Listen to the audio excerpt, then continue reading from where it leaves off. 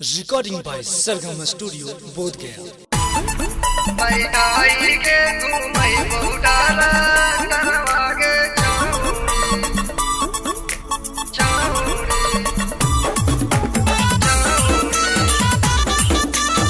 Music by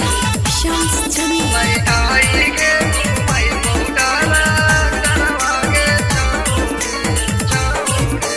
बालुआ चोले बुग छौड़ी मोचारिम के घाटिया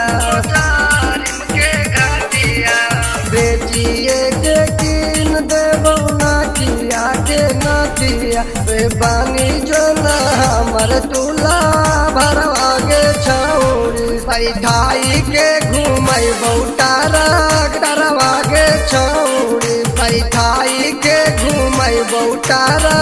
डरवा गे छौड़ी बैठाई के घूमै बहुतारा डरवा गे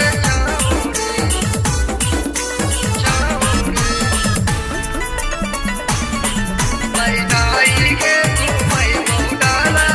डरवा गे बैठाई के घूमै बहुतारा डरवा गे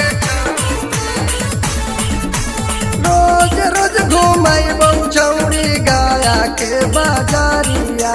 कीन देबौ सूट तोरा लाल पियर साड़िया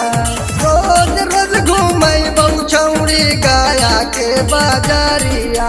कीन देबौ सूट तोरा लाल पियर साड़िया अगले बहु नहीं एको रुपया भरवा गे छौड़ी से बाल जो हमर तुला भरवा गे छौड़ी बैठाई के घूमै बहुतारा डरवा गे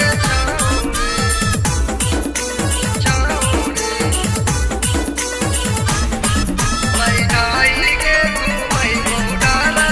डरवा गे बैठाई के घूमै बहुतारा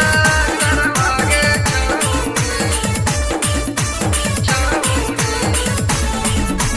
बैरू लाला यादव के मानिल कहनामा सिरंजन अरवा दे तब सोना के गहनावा बैरू लाला यादव के मानिल कहनावा सिरंजन अरवा दे तब सोना के गहनावा बैठाई के घूमै हमहू करवा गे छौड़ी से